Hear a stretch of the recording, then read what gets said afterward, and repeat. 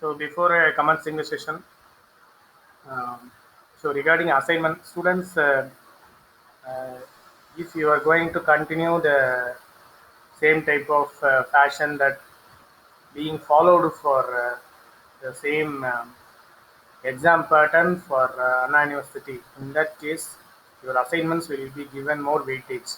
So submit your assignments like your seniors. If you are going to write your MCQs for university examination means your weightage will be more on your submissions only, right? Based upon your 3 assignments plus the 2 assignments that what you are going to submit. Cumulatively, you have 5 assignments. 5 assignments will have the equal weightage. Along with that, the MCQs that what you are appearing for your weekly test, these will combine you, will give the score for 70, right? So kindly remember, don't forget to submit your assignments. Don't make us to track and follow. Apart from this, we have a lot of other responsibilities too. So kindly complete it. Even I know that people are very busy in placements. I think you can spend for half an hour, right? So it's not a matter that you could able to complete it and close it. That will not be a big and tedious job. Even the assignments that what we are giving, which will be useful for your campus related purpose only. We are not giving anything out of scope. So kindly do this. Uh, don't make us to follow. Right? So that could be the preliminary section that I want to roll it up here for all the 3 sections.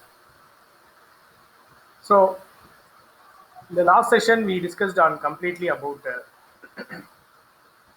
the inception of software engineering part pertaining to SOA. SOA is a design approach actually, right? So we have seen delivery strategies.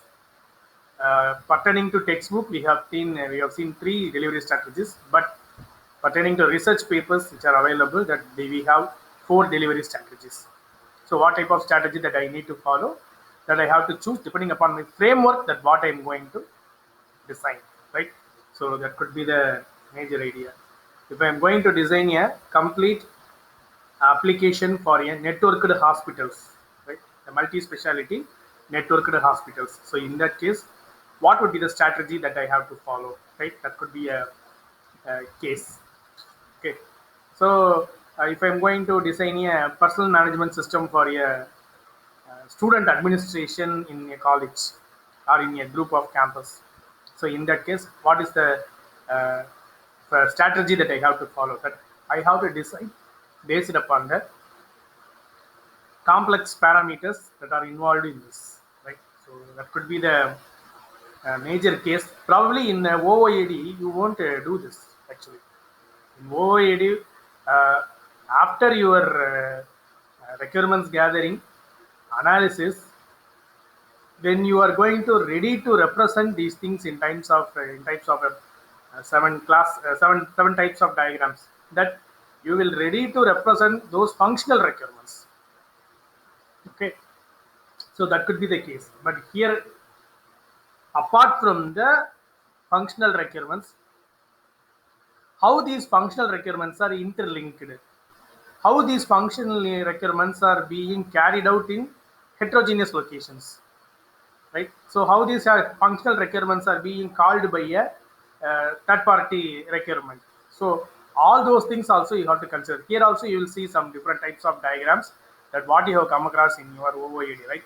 But be clear with the students, before SOE is ready to give its modeling technique, even in SOA, OOAD diagrams only followed. If you take the old contents from 2003 to 2003 to 2010, during the period, if you come across the old documents in the web, you could able to see wherever, if you are ready to take the documents for service oriented architecture pertaining to design and modeling, you could see class diagram, your component diagram, right? Interaction diagram, activity diagram. Only these diagrams only you could able to come across, right? Because the modeling was not being restricted only to SOA environment on those days. Because even though we are migrated from object oriented architecture to service oriented architecture, still we are following the conventions of OOAD, right? To overcome that only they have designed this, because in OOAD, functional requirements are being represented very clearly in terms of label in class diagram, right? Might be, I think you could be able to remember the class diagram. Within a rectangle that you will mention what are all the variables that you have used, as well as what are all the methods that you are going to use.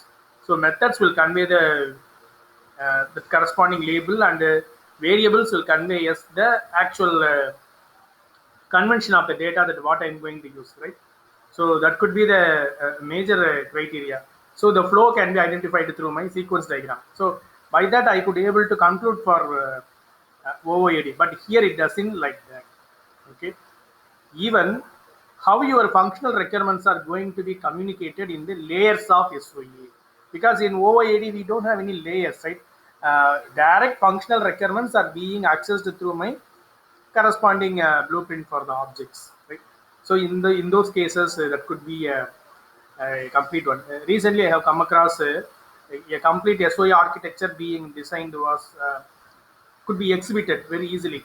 Even students, you can try on that cloud.ibm.com. So if you visit this website, you could able to create your own cloud space, and you could be able to access all the services uh, related to, for example, if you are ready to concentrate with the artificial intelligence, you have set of services are available. For deep learning, you have set of services are available. For machine learning, you have set of services are available. Combining all those things for cognitive science, you have set of services are available. So those services are being available as a creamy layer, right? Once you select the type of service, what are all the internal services I could be able to use? For example, I am going to use my visual recognition service, right? Nothing but image classification, object detection, etc., etc. Otherwise, speech recognition service, TTS or STTT, right? So what I'm going to do? So if I'm going to choose this service, for all these technologies, artificial AI, ML, DL, they have only the base service as a common one, right? If I'm going to access via my AI platform, I'm going to access the same service. But once it is going to be converted into a blueprint, the blueprint will be something different pertaining to my AI. The fundamentals of AI started with my CSPs and other things. Okay, so those types of constraints will be available in the AI platform. If I am ready to travel through my machine learning, so what will happen? Uh, Once if I load my data set, by default it is ready to convey me the uh, type of data set what I have loaded, and what are all the impurities present in the data set. After cleaning the impurities, the available set of algorithms are being automatically launched, and what would be the accuracy if I am going to train the algorithm using this data, everything that I could able to receive. See, the idea here is not about learning technology, how the services are being communicated with each other in the heterogeneous environment, right? Even if I'm going to change the platform, how's their nature of exhibitancy? So that can be modeled through this type of environment only, right? So that's what we are going to see here, right? So you could have a try on this cloud.ibm.com. Kindly use our college email to get into this, right? So that will help you a lot. You have a lot of resources also there. So people who want to ramp through their final year project through AA or ML or DL. So especially students who felt tough to code, that you can choose this environment. That will be easy for you. Even students who are familiar with the code, if you don't want to write much code on this case, services are available. Just you could be able to take the API and you could be able to use it. When we are coming for object-oriented environment, you don't have this provision, right? So everything will be available as a method only. That method will be accessed through object, but the place where API calls are being completely accessed, nothing but, for example, I have designed a image classifier for brain tumor, right? For brain tumor, I have designed the image classifier. So if I'm going to load the corresponding X-ray or scan, by that it will convey me the if the tumor is available or not, present or not, or if the tumor is available, what could be the percentage or significance of the tumor in the corresponding part. It is ready to retrieve the type of accuracy, right? So in that case, if I want to call this classifier, no need to call the entire code, right? In object-oriented environment, this will be called, for example, void method classifier. This could be the this could be the function name. So if I want to use this classifier, what I will do, I will use obj dot method classifier. So within that argument, I will pass my method name. Sorry, I will pass my X-ray or scan image, right? This could be the way that I will access. But pertaining to here in SOA, what will happen? If I want to use this, I will pass this one as a parameter. Okay, I will get a classifier ID. When you are going to run in your service, the service will give you a classifier ID. That ID will be a caption name, or it could be something called a key, right? So if you want to use your Google Map, customized Google Map, you will get a 32-bit key, right? So likewise, you will get a key for this. Using the key that you could able to key or ID that you could able to substitute in the place where you want to call, right? So completely lightweight when you are going to use this service oriented architecture, right? So in those cases, how these communications will happen, right? We don't have any layers in OOAD, right? But here in SOAD, we have the basic layers, what we have seen in our SOA, right? So the same layers will be followed, right? So that could be the major thing. By this introduction, let us commence today's session, right? I think you have come across these terms: architecture, analysis, right? Again, modeling, computing, programming, right? All those things are being a derived one actually. Okay. So architecture part we have seen, analysis and design, modeling that we are going to see, service oriented computing, service oriented programming. These two things that you are learning in cloud computing as well as in SOA. In SOA, we are teaching you web service. Web service is nothing but a service oriented programming. So when you are coming for your cloud computing, allocation of resources will come under this service oriented computing, right? So this could be the a variation that what you have seen as principles in your second unit. Okay. So service oriented modeling. I don't want to differentiate analysis design, right? Analysis and design and modeling.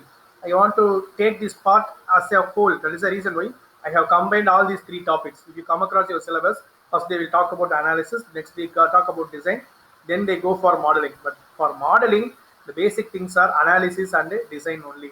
So that could be the thing. So when we go for modeling, because pertaining to modeling in OOAD, requirements gathering, after that you will have the feasibility study report. Using the feasibility study report, you will filter out the functional requirements and non-functional requirements. So functional requirements could be directly taken as a analysis report, right? SRS report. So ultimately what will happen, that can be transformed into design. But here we need to do these things in a parallel fashion. I think you might remember the flow diagram that what we have seen, the delivery strategy, when you are coming for your top down or bottom up, or the middle in the out, as well as the fourth strategy, that middle in the in. So all these four types of SOA delivery strategies will talk about this actually, right? So modeling consists of both this analysis and design only. So that is the reason why instead of doing modeling manually, OOAD will have that the open source UML, right? So through that UML they have designed this. But for SOA, what is the software that we will have? So we are having that BPMN, right? Business Process Modeling Notation. That could be a plugin available with our BPEL. So using that you could be able to do. Otherwise, most of the companies, most of the corporates have released their own modeling platforms, right? So that's also available, accessible at for trial versions are available, right? Even some of the major universities in foreign countries, especially in Middle East, they have designed their own SOAD tool for their laboratory purposes, right? So you can design your application, and you could be able to take snap of the corresponding application. Through that, the requirements can be designed, right? So that could be the major case. And one more thing, here analysis part and design part also can be framed as a service. That's also an interesting thing that you could be able to do. So next time when you are going to do such type of project, no need to go for all the phases. Just to transform those functional requirements. If already analysis part is available, it is ready to reuse it, right? If it is on the same thing. For example, for network of hospitals, you have designed the framework. You are going to create again network of some multi-specialty stores, right? So multi-specialty stores, a chained set of stores like Big Bazaar. So in that case, most of the contents will be common except the data that what you are going to pass, right?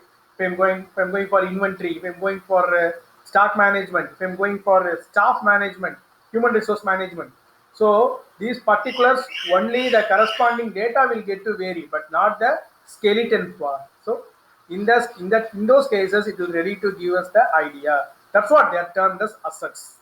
Okay. So once it is created, everyone could be able to reuse it. So that could be the idea. I think here IBM have given you the platform actually, SOMA, right? So service oriented modeling and architecture, right? So for that they have given those corresponding tool also available in IBM. That's the reason why I'll be searching you in cloud.ibm.com. You have this tool also, so you could be able to use this tool. You can use this tool. I think you have a restriction of around 250 MB to use that tool, right? Because the images generated by the corresponding tool will have the weightage. That's the reason. So once you have generated, just download the corresponding design part, and you could be able to erase that service, or you could be able to uninstall the service, right? So that will be more useful, and you could be able to use it throughout the year. So that's the reason I will be suggesting you, right? So ultimately, what could be the flow when I'm going to compare my object-oriented analysis and design? So that's what the people will be representing here in terms of three phases: identification, specification, and realization. Okay, implement, deploy, manage. Directly, they will coincide with the life cycle, right? So delivery life cycle, they will coincide with this identification, specification, realization. Identification, specification already we have come across in software engineering part. Realization, this is an important phase in the service oriented modeling section. Realization, right? Realization means how my functional requirement was practically implemented in the environment, right? Practically utilized in the environment. I have designed here the content for such a case. Even though if I have come across a testing, etc., and other thing, if an unexpected things are going to happen, how it will behave, right? So that's also the major case when I'm going to use. As well as see, wear and tear for the mechanical or physical parts of any corresponding machines, right? So the performance will improve. If I'm going to use it regularly, my performance will improve. If I'm going to keep it shut, that it will not improve. Like my car or two-wheeler, that if I'm going to use it regularly, that the performance of the corresponding jet engine available in the things will get to improve. Likewise, in software also, we are ready to realize its efficiency when we are going to give tasks to these services. The services will generate lots and lots of logs. Through that, it will identify and learn its, the process of intelligence will be imported here. It will identify and learn its experience, right? So that is what they want to incorporate in this intelligent SOMA, right? So nowadays the SOMA is being equipped with the future of intelligence also. Realization, they have introduced this term in 2004, right? Please remember. So the framework, the platform that what they have come over on that, I think I have given you the two websites over there, modelingconcepts.com, sparksystems.com.au. I think from that you could be able to download this software that can be able to design, right? So some of the features that you cannot able to access, only premium users could be able to access those things, but it's enough for academic purpose. We could be able to design a complete software using that. Even I'll show you the entries also, how they have designed this modeling framework, right? So like UML, you have a framework to design the corresponding requirements also, right? So that's also applicable here, right? I think what is the delivery model that you have to practice? What is the delivery model that you have to choose? So that must be mentioned over there. So that's what the methodology that here they are ready to justice. So what are all the parameters that here we have to take into account? That's the major one that will differentiates your OIAD with my SOAD, right? Number of modeling practices environments, disciplines, and artifacts. Right? These parameters will help me to move for the types of uh, the different layer components, right? Number of modeling practices. So that will take me the corresponding the different types of parameters that what I'm going to pass, right? Heterogeneous environments. Okay. So how it can be worked overall, because nowadays the design environments are ready to create. For example, if I'm going to create the front end design, how this front end design will be will be visible in my laptop, will be visible in my tab, will be visible in my mobile. So everything could be able to come in a nutshell. No need to work with a separate design, right? So that's also being projected over on the heterogeneous. That's what environments and disciplines. Artifacts means nothing but either I am going to use the pre-built model or I am going to use the customized model. So that could be the major case that they are ready to talk about here. Okay, so and the other thing, normally what we will do when we are going to generate the blueprint from OOAD. I think you could be able to remember in UML, after designing all your class diagram, all your functional requirements being designed, what you can do, you could get a blueprint of the code, right? You could be able to get the blueprint of the code. You can choose in which language you need the blueprint. By default in C++ you will have in UML you have C++. Either you could be able to change it to Java also. So it will generate the code from my design, from my diagrams. It will give me my code, forward engineering, right? So it will ready to generate my code skeletons, right? Code skeletons it will generate. My job is simply to write functions for the corresponding skeleton. That's all. My job will be over. But here in service oriented modeling, what I have to provide here is I have to create the service, right? Here we are not going to work about the complete application environments, because we are going to access application as a service itself, right? That's the reason why here completely that we are going to work with the web services. That's what the main thing. How I am going to manage and access the services, right? And also I could be able to define the portfolio of the corresponding service. Portfolio means what are the features that it is ready to receive and accept, receive and retrieve, and it could be able to deliver back, right? So those things also I could be able to customize when I'm going to design for these things, as well as the same type of notations that what we have come across in our OOAD, that's also being available here, right? So to differentiate the relations, right? So starting from the basic relations, that what are the things that you will use in normal DFD, the same way, right? So 1:1, 1:n, m:1, m:1, right? So likewise, I could be able to design, as well as apart from that, I could have the aggregation, association.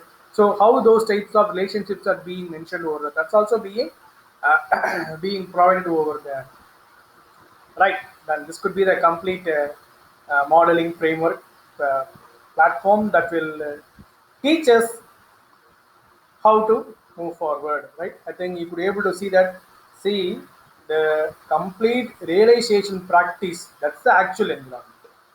Okay, please remember, complete realization architecture. This diagram will give you both modeling, analysis, and design. What is the outcome of this? Right? What is the outcome of this? Outcome is given in the small box that you could be able to see. Solution service, solution architecture. These are all the solutions provided by service oriented modeling, right? That could be the ultimate content. What are all the things that are supporting to generate this? What are all things? That's what modeling assets. I have a framework, I have a delivery lifecycle roadmap, and I have the disciplines. What could be the types of disciplines for design and architecture, a separate modeling language, as well as modeling patterns, right? So through that I could able to achieve this. Now, in the analysis environment, what are all the disciplines that it is ready to support? That's the first case. Okay. Service discovery and analysis discipline, business integration discipline. Service discovery and analysis means how my service will be accessed. Okay, how my service will be accessed. What are all the ways that it can be accessed? For those things also you have to produce the corresponding design part. That's what they want to suggest here. business integration, nothing but business logic, the corresponding logic for the every project will have its business logic, right? If I'm going for a bank, credit, debit, right, transfer, likewise, what all the logic will be available, that will be integrated in the corresponding environment. So this could be the outcome for the corresponding analysis environment. Actually, what it would be the case theory part. That's what my section for conceptual environment, right? What is actually service conceptualization discipline, conceptual architecture discipline. So what type of architecture that I could be able to follow?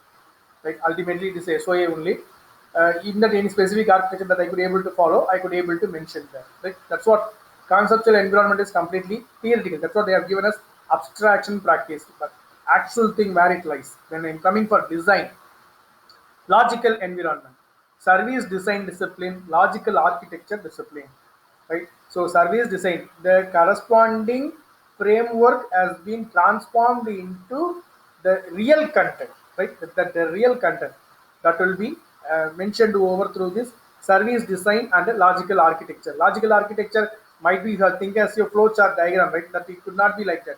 It would be a representation. That representation will be mapped with the corresponding functionalities, right? So that's what they are ready to mention over on the logical environment. So very clearly, conceptual environment is theoretical. Analysis environment is I am transforming theory into practice.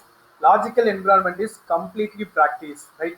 My BPMN or BPEL or any service oriented modeling software will ready to work with the logical environment only, right?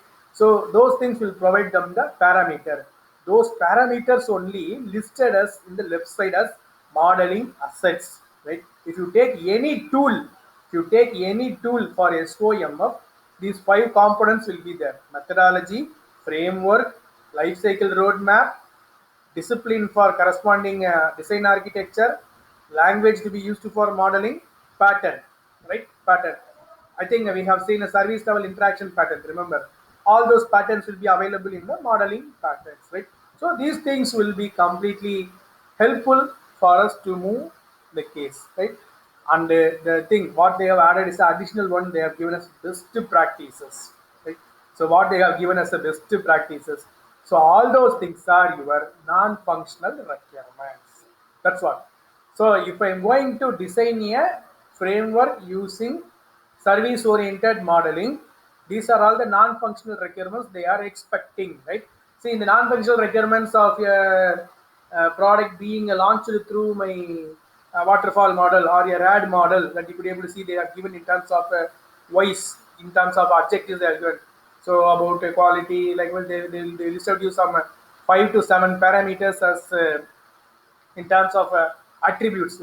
Likewise, the non-functional requirements which are being exhibited, right?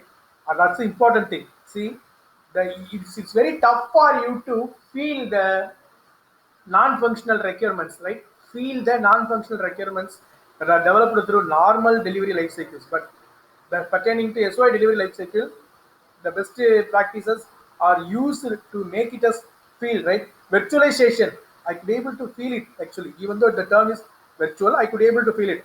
I am buying a RAM, I am buying a ROM, I am buying an internal space. The framework is being launched. I am ready to access my service and use it. So everything that I could be able to access, that I could be able to feel and take it forward. That is the powerfulness of service-oriented modeling framework, right? Everything that I could be able to see. See, I have created a visual recognition service in IBM Watson Studio. I could be able to access this in a Java program by using the classifier ID. Interoperability is completely applicable. Okay, I have created a visual recognition service in IBM Watson Studio. I am accessing it for my the what is present in the image that will be converted into a speech, right? So the image, the data available in the image is converted into speech.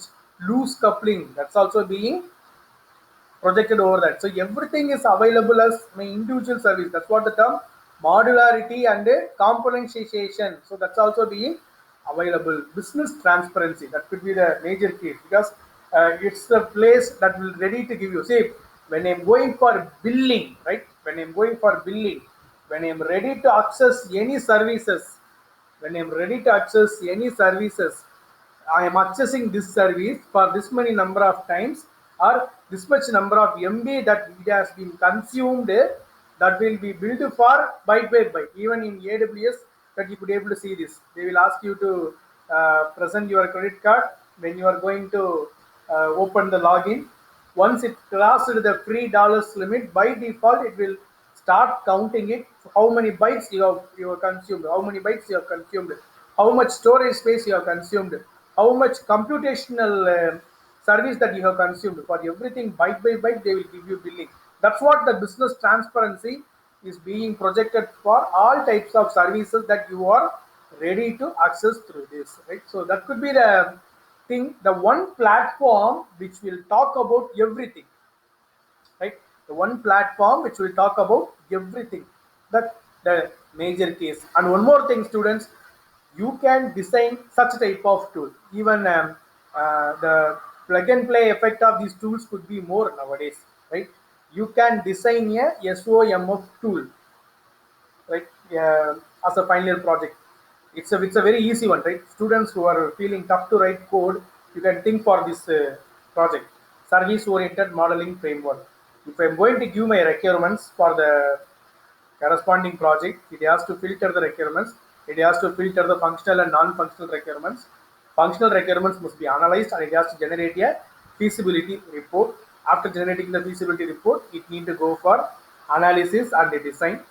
What type of discipline I have to follow, it has to mention. What are all the requirements can be converted into service, that I have to do that. What are all the services that cannot be converted into service, that can be converted into the business logic, that is also being converted. Now two disciplines are being divided. How the service and the logic are going to communicate, those things that you can done through your logical environment. So service design, you can be able to provide that. So finally it has to give you a diagram like this, right? In terms of specific project. For example, if you are going to launch for a for example, the software to be used in all collectors office for district administration. So what are all the things are necessary? Your tool need to give the clear cut information based upon the corresponding requirements. See, and I'll tell you, in OOAD, the UML will ready to give you only diagrams and codes, right? Diagrams and codes. But in SOAD, it will give you how to access the service. What are all the ways you have the things to access the service? That's the main thing. How can you connect with your corresponding logic with the service? Those things also being retrieved. That's a major case because we are going to use the basic RPC only, right? XML RPC that can be customized for my SOAP or that can be customized for my corresponding the second case, RESTful web service, right? So in those cases, how I have to access, right? That's also being to be it's ready to be defined. See, you don't have any code environment till now, right? You don't have any code environment. You can customize. Once requirements are being filtered, you can create the web service for that by analyzing the requirement. For this requirement, whether I have to generate a RESTful web service or I have to generate a corresponding SOAP web service, you can consider that and you can give the skeleton for the corresponding web service, right? In the skeleton, you can call the method from the business logic, right? Likewise, you could able to generate output. That's a very good project that you could able to carry out when you are going to understand and move forward for this service oriented modeling framework. Okay, so that's the thing. By this, I will stop here. If you have any clarifications, you can post it in the chat.